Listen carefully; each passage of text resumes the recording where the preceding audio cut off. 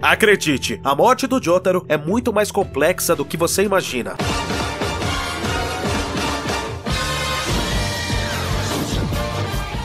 A morte de Jotaro Kujo foi muito surpreendente para a maioria dos leitores de Stone Ocean, principalmente porque sua morte ocorreu justamente na hora em que imaginávamos que Pucci seria derrotado, e quando pensávamos que tudo estava resolvido, recebemos essa pancada no estômago. Mas apesar das condições para sua morte serem bem inesperadas, a morte dele já havia sido mostrada muito antes de Stone Ocean. De certa forma, o Araki foi nos avisando aos poucos como a morte de Jotaro ocorreria. Sim, meus amigos, a morte de Jotaro não começou na luta contra o Made in Heaven, muito menos em Stone Ocean. A morte dele começou na parte em que o mesmo era protagonista, em Stardust Crusaders. Hoje, além de saber a história de como Jotaro morreu, eu vou te contar um mistério que poucos sabem sobre a morte de Jotaro Kujo. Mas antes de falarmos sobre isso, não se esquece do protocolo LIS, like, inscrição e sininho. Deixa o ora nesse like. Quando você deixa o protocolo LIS, você ajuda a cultura de Jojo a se espalhar pelo nosso Brasilzão. Ajuda a disseminar essa cultura de homens afeminados com encostos super poderosos.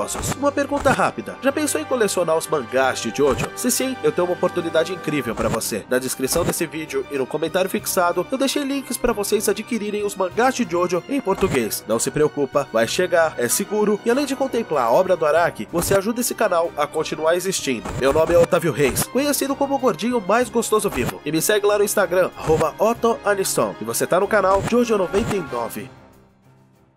No episódio 27 de Stardust Crusaders, na segunda tentativa dos irmãos Oingo e Boingo de matarem Jotaro e o resto do grupo, o stand de Boingo faz uma previsão. Os Crusaders entraram no carro para visitar Kakyoin e Avidon no hospital. Oingo faria uma bomba com uma laranja, que até agora não entendi como ele fez, e colocaria escondida no carro. A bomba explodiria e partiria o rosto de Jotaro em dois. Porém, quando Oingo estava escondendo a bomba dentro do carro, Polnareff e Joseph chegaram. Então, para não ser descoberto, ele usou seu stand para transformar seu rosto na face de Jotaro, enganando Joseph e Polnareff. Pressionado por Polnareff pelo medo de ser descoberto, ele acaba sendo obrigado a entrar no carro e fazer uma viagem com os dois, o que obriga ele a se livrar da bomba que havia feito. Iggy, que estava correndo atrás do carro, finalmente o alcança, e Polnareff pergunta por que ele estava carregando uma laranja na boca, e até diz que isso seria um belo presente para o Kakyoin e o Avidon. Oingo percebeu tudo o que estava acontecendo, e que a profecia da bomba e do rosto partido no meio na verdade se referia a ele, que estava agora com o rosto do Jotaro. A partir daí, entramos em uma série de situações divertidas de Oingo tentando se livrar da bomba. Então, ele se vê obrigado a sair do carro em movimento, e momentaneamente acaba deixando ele super aliviado, né? Acreditando que agora ele estaria salvo. Porém, Polnareff começou a se perguntar de onde o Iggy teria tirado aquela laranja. Então, decidiu jogar fora. A laranja acaba rolando até o Boingo e ele é explodido, tendo seu rosto ferido exatamente como estava na previsão. Algumas pessoas afirmam que isso não tinha ligação nenhuma com a morte de Jotaro, porque o stand do Boingo não dizia necessariamente que era o Jotaro, ele apenas apareceu ali. Então, poderia realmente se referir ao Oingo, que estava usando seu rosto. Mas se vocês prestarem atenção, vão ver que na profecia, o Jotaro estava usando seu tradicional uniforme escolar, enquanto o Oingo estava apenas com o rosto de Jotaro, mas suas roupas eram completamente diferentes. Ah, mas o Toff sempre altera a aparência nos quadrinhos para um traço mais infantil, então isso ainda não justifica nada. Sim, mas devemos lembrar que todos os Crusaders que apareceram nos quadrinhos estavam com suas roupas tradicionais. Apesar da aparência ser mudada para um traço mais bobo, os únicos que realmente ficam completamente diferentes são o Oingo e o Boingo, mas qualquer outro personagem mantém seu estilo. Então, tudo nos leva a crer que Jotaro estava realmente destinado a morrer daquela forma, mas quando Oingo assumiu sua face, ele tomou seu lugar no destino. Entender como funciona o destino em Jojo é uma coisa bem complicada por uma questão de coisas, mas a regra mais fixa é que ninguém pode fugir do seu destino, e é justamente o que acontece com Jotaro. E sabe qual é o seu destino nesse momento? Vestir uma camiseta da Que Camisa Bizarra. A loja tá com uma promoção incrível. Como vocês sabem, a Que Camisa Bizarra tem as melhores camisetas de Jojo. Tem essa de todos os Jojos, essa do Josuke Higashikata, essa do nosso querido Jill Brando, essa do melhor Jobro, Koichi Hirose, e mais de 30 modelos diferentes. Mas dessa vez, você tem a chance de pagar mais barato, porque a Que Camisa Bizarra tá dando um cupom de 10% 10% de desconto. É só digitar o cupom JOJO10 quando você terminar a compra. Não perde essa chance. O link tá na descrição e no comentário fixado também, junto com os mangás de Jojo. Mas ainda não vamos pra Stone Ocean. Na parte 4, existe uma sutil menção ao destino de Jotaro, e é sobre isso que a gente vai falar agora. No episódio 36 de Diamond is Unbreakable, em uma das muitas vezes que o Hayato voltou no tempo por causa do Bites the Dust, ele acabou se deparando com Josuke, Okuyasu, Koichi e Jotaro, que reconheceram ele da fotografia tirada por Rohan, em que ele estava espionando seu pai. Eles começaram a questioná-lo sobre quem ele estava espionando na fotografia, até que ele se desespera pensando que vai matá-los, e aponta um canivete para sua própria garganta, e acredita que caso ele morra, a bomba do Bites the Dust vai se desativar, e de alguma forma, eles vão conseguir derrotar o Kira. Mas quando ele tenta enfiar o canivete, o Bites the Dust segura suas mãos e impede que ele se mate. Então, todos eles reconhecem o stand em sua frente e tentam atacá-lo, mas não adiantava mais. A bomba se ativou. Todos eles são explodidos pela bomba e o tempo rebobinou, o que significava, nessa mesma hora, que mesmo se nem chegassem perto de Hayato, todos seriam explodidos. Mas curiosamente, o rosto de Jotaro é partido da lateral, na exata mesma direção que aconteceria sua morte em Stone Ocean, mas um claro sinal de como seria a morte de Jotaro. Eu vi em alguns fóruns as pessoas considerando a luta contra o pai do Kira e seu stand era o Heartfather, já que o rosto de Jotaro foi partido no meio também, mas naquele caso, seu rosto foi cortado na horizontal, diferente do que estava na previsão do Oingo e ainda mais diferente do que aconteceu na luta contra o Made in Heaven. Então, eu acho que esse caso especificamente não tem nenhuma ligação. Agora eu gostaria que você comentasse uma opinião sua. Qual o poder do Star Platinum você gostaria de ter? Agora vamos para Stone Ocean, onde verdadeiramente se inicia a morte de Jotaro Kujo. Durante a luta contra o Enrico Pucci no Cabo Canaveral, local onde ele pretendia alcançar o céu na próxima lua nova, Jolene se saiu muito bem, burlando a manipulação de gravidade do novo stand do padre, alterando a sua forma física para uma fita de Mobius. Mas ainda não era o suficiente, e Jolene acabou ficando encurralada e estava prestes a ser alvejada pela arma que Pucci estava empunhando. Mas Jotaro, que havia acordado do coma recentemente, parou o tempo nesse momento e consegue salvar Jolene, e aproveitou para enfiar um merecido murro na cara do padre. Apesar de parecer que eles haviam ganho, de alguma forma Pucci ter sido jogado naquela posição específica fez com que ele não precisasse esperar a lua nova, e o padre começou a flutuar em direção aos céus. Mesmo com as inúmeras tentativas de impedir que seu plano se concretizasse, o padre conseguiu evoluir seu stand. Então, Simon se tornou Made in Heaven. A forma como esse stand funciona é muito complexa para eu explicar aqui, mas tem um vídeo no canal explicando tudo o que você precisa saber sobre o Made in Heaven, inclusive até mesmo um vídeo sobre a ciência por trás dele, que eu vou deixar aqui no card para você assistir quando terminar esse vídeo. Mas basicamente, o Made in Heaven acelera o tempo cada vez mais, e ele pode se adaptar à velocidade em que o mundo está girando, o que deixa ele tão rápido que se torna até invisível a olho nu. Mas essa velocidade do mundo não afeta os seres vivos, apenas tudo que está em volta deles. A velocidade de Pucci era tão grande que nem mesmo os golpes do Star Platinum eram capazes de atingi-lo. Em certo momento, Jotaro tentou atacá-lo, mas além de não acertar, teve seu pescoço cortado. Sua morte teria acontecido ali mesmo, se não fosse por Anasui, que mergulhou seu stand no corpo de Jotaro e recebeu o ataque por ele. Jotaro percebeu que eles estavam ficando sem escapatória, não conseguia parar o tempo com segundos suficientes para atacar Pucci. Eles se juntaram, e Empório atirou uma bala que foi dividida pelos adesivos de Hermes, tirando eles daquele lugar e os levando para uma pedra no meio do mar. Anasui surgiu com um plano. Made in Heaven precisava eliminar pelo menos ele ou Jotaro para conseguir acabar com os outros sem maiores problemas. E ele já havia percebido que não adiantava atacar nenhum deles enquanto Diver Down estivesse mergulhado. Anasui mergulharia o stand dele em todos na pedra, e assim que Pucci atacasse ele ou atacasse qualquer outra pessoa, ele enviaria um sinal no sistema nervoso de Jotaro para ele parar o tempo, e ele estaria perto o suficiente para acertar Pucci. Aparentemente tudo daria certo, mas no instante em que Anasui foi atacado e enviou o sinal para o Jotaro, ele parou o tempo e percebeu que Pucci havia usado a Jolene através do controle de mentes, que é uma habilidade remanescente do White Snake, e usado os braços do Stone Free para atravessar o corpo do Anasui. Ainda havia tempo de alcançar Pucci e derrotá-lo, mas Jotaro notou um problema muito maior. Usando a mesma estratégia do Jill, Pucci lançou facas na direção de Jolene, e caso Jotaro atacasse ele, não sobraria tempo para salvar sua filha. A única fraqueza de Jotaro era sua incontrolável vontade de proteger sua filha, então ele tirou as facas da direção dela, mas isso o atrasou 2 passos que seriam cruciais para vencer Pucci, que com o tempo correndo normalmente estava simplesmente invencível. Então, ao mesmo tempo que decepava os braços de Hermes, Pucci partiu o rosto de Jotaro da mesma forma como foi mostrado nos quadrinhos de Toph, e da mesma mesma forma como seu rosto foi partido na explosão do Bites the Dust. Ninguém pode fugir do seu destino, e nesse momento, o destino de Jotaro se concretizou, e sua vida chegou ao fim. Mas seu destino com o Jojo 99 ainda não se concretizou. Temos diversos vídeos incríveis, tem um muito maneiro aí na tela, que é tudo sobre o Made in Heaven, o stand que matou Jotaro. Tem também esse daí da história de Jojo Eyes of Heaven, a história de como Jill ganhou dos Crusaders. Tem um vídeo de como Jonathan Joestar se tornou Star Platinum, esse vale muito a pena. E um vídeo muito interessante sobre a vida e a morte de Jill Brando. Eu agradeço a vocês por estarem aqui comigo, vocês são massa e não fumem maconha.